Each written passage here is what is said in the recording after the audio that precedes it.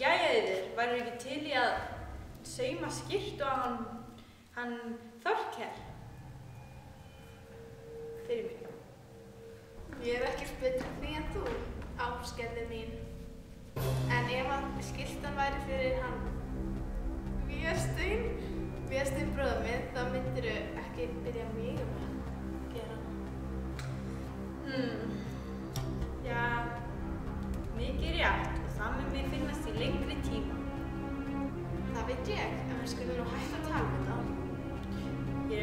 Ég veit samt að ég heyrði að þú og hann Þorgrímur voru eitthvað að dúllast áður en að þú giftist Gísla. Ég var allavega ekki að svíkja manni minn. Við vorum bara vinir. Hættu að tala um mig.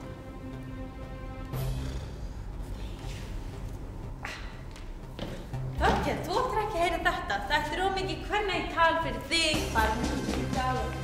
Við spjalla við þig seinna.